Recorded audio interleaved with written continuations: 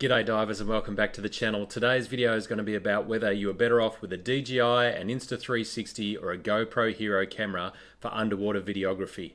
There is one clear winner and we're going to talk about why. If you're new to my channel, I'm Sean Elliott and I've been doing underwater videography for about 25 years. This channel is all about doing everything from recreational diving right through to technical diving, including cave diving and rebreather diving. But the one thing I've always got in my hands is a video camera. And these days, the only cameras I use are action cameras and mobile phones because I love to show people that low-cost cameras paired with economical aftermarket accessories can be used with the right settings and the right techniques to take some amazing underwater videography.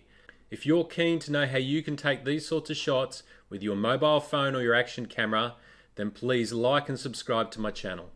Now let me make it clear, I'm not sponsored by any of these brands. I have had no freebies given to me. I am not a fanboy of any of these brands. It's just the fact that one still stands out from the others. And I'm happy to change my mind in the future and I hope they keep competing against each other. But the fact is, the GoPro is still by far the better action camera when it comes to underwater videography. Now why is the GoPro still the king of underwater action cameras? The first one is GoPro Labs. Now a lot of people that have GoPros don't even know about GoPro Labs, and I'm not going to go into a massive amount of detail here about everything that's in GoPro Labs because I will be making a video just on GoPro Labs. But I'm going to talk about the key features.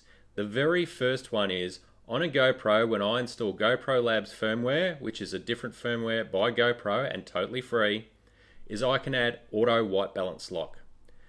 Now, without a camera, without auto white balance lock, you're going to have those horrible times where you take your action camera, and I'm sure you've all had it, where you start filming and because the auto white balance is on, throughout the shot, the background changes color, everything changes color, it goes from blue and green and swaps as the camera tries to white balance. That's why a white balance lock is the most important thing in an underwater camera. At the end of the day, the right white balance is the key to good underwater footage. Now on a large camera, I would be able to use a grey card. I'd be able to point the card in front of the camera and say, hey, white balance off that, and it would lock the white balance perfectly. Now you're never going to be able to probably do that with an action camera just because it's too small and has two buttons.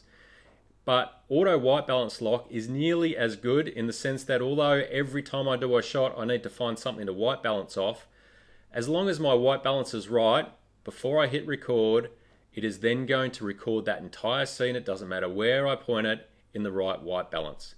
So I can point the GoPro at the sand, wait for the auto white balance to kick in, it white balances properly, hit record and then lift it up and film something in the blue and the white balance is going to be correct. I can use my buddy, I can use my fins. It's not perfect, but you're not going to get that horrible change in white balance throughout the shot. Even if you lock it wrong, you have a possibility in post to fix it. If your white balance changes within a shot, there is no way you're going to be able to fix that in post because it's constantly changing. It will not matter what you do, you will not be able to fix that shot. At best, you will try and find a period of time where the white balance has stayed the same, take that bit and try and fix it. But with auto white balance lock, I can do things like colorful sponges, for instance, and fan corals. They are terrible to try and auto white balance off because what will happen, if you've never noticed, is your camera will be nicely white balanced. You'll point it at this bright orange or bright red fan coral or sponge, and suddenly, because the entire scene is full of a bright red or a bright orange, your camera will start to change its white balance and it will ruin the shot. Whereas I can get a fan easily and beautifully by pointing the camera at the sand or my fins or my buddy, getting the camera to auto white balance well, press record and then shoot the fan coral. The white balance is correct and it doesn't change. Now until DJI and Insta add an auto white balance lock, that alone is the one reason I will not change to them. It is a necessity for that feature. The next bit is not as big a deal, but it's 5.3K 60. Now you might be going, well, 5.3K 4K, there's not a lot of difference. It is quite a lot of difference, and even if you're putting the 5.3K image onto a 4K timeline, it is a considerably better image. Now I know the Insta can do 8K, but 30 frames per second underwater is not really use to me. You really want to nearly always be filming in a minimum of 60 frames per second, so you have that opportunity to slow down in post. Therefore, for me, if that frame rate does not come in 60 frames per second, it's not relevant. Would I have loved it if Insta360 had a 6K function at 60 frames per second rather than 8K at 30? Absolutely.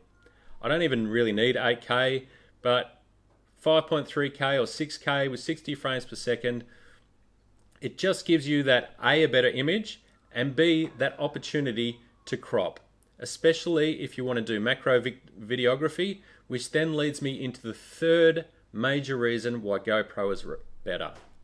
And that is for a reason that has nothing to do really with GoPro. It's because of Backscatter and the Backscatter flip system. Now I have another video on how I have managed to attach the AOI wide-angled lens to the flip system along with the Macromate, and I will put a link up here.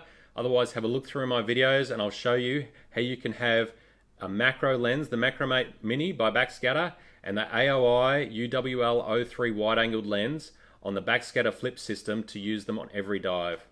Now obviously this isn't made by GoPro, but Backscatter only make the flip system for the GoPro system. They don't make it for DJI and Insta, and this is a massive reason, if you're into underwater videography, why the GoPro is still better. Now if Backscatter makes it for the DJI or the Insta in the future, then that's going to make a big difference. You have no option with the DJI and the Insta360 to use the Macromate Mini.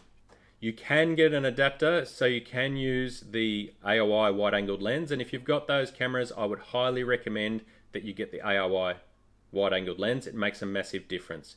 It lowers your focus distance, it gets your field of view back, and you get a much better image. However, with the GoPro and the flip system, I can now go from wide-angle to GoPro to macro instantly. I see it, I change it, I go back to GoPro, I go back to wide angle. I can do that over and over again throughout the dive. I don't need to worry about being wide angle, I don't need to worry about being macro. Now the big thing here is, obviously if I have a DJI or an Insta, I can use this wide angled lens. There is really no macro options. AOI make an expensive macro option that does click into their system, but it's nowhere near as good as the Macromate. And if you need to take lenses off and put them somewhere, it's a pain. Being able to flip and use the Backscatter Macromate Mini is the only real way to do any form of macro videography with an action camera. And until that you can do this on a DJI or an Insta, it also rules them out for me. You can get pretty good macro with an action camera within reason. It's not obviously going to be super macro, but it is a lot more macro than not having a macro lens at all. Now they're the three main reasons why the GoPro is still the king of action cameras underwater. There's no way around it. Now, the absolute undisputable thing for me is the auto white balance lock. Until DJI and Insta add an auto white balance lock or something along those lines where I can lock the white balance underwater, they are not an option. If they do add that, then I would probably find a way of using a 3D printer and working in the shed to come up with some sort of Frankenstein monstrosity to be able to put these lenses on the front of their housings. Now, if you're not ever going to be interested in doing macro, or you're not going to be interested in adding lights and doing proper videography, and you've got other reasons to want the DJI or the Insta for use for other things, then that's cool. I'm not saying that they're bad cameras at all. All I'm saying is those features are massive features when it comes to underwater videography. If you want to get the best images underwater, you cannot live without. And I'm afraid that currently they just don't have those options in DJI and Insta. Now, as far as GoPro is concerned, you've been able to get auto white balance lock ever since the Gopro Hero 10. You've had 10 bits, I think the Hero 11. And you've actually been able to put the flip system and the Macromate on a GoPro ever since the Hero 3.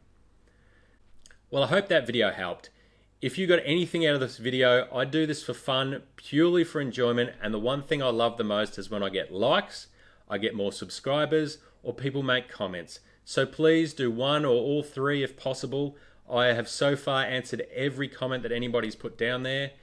It's what keeps me going. I don't have sponsorship. My channel isn't monetized. I make nothing out of it. I do it purely for enjoyment and hope that just one person out there enjoys my videos and I give some value to somebody and it gets them to underwater videography and scuba diving because it's my passion and I love to talk about it. Until next time, keep blowing bubbles and don't forget, the deeper you go, the further you get away from all those idiots.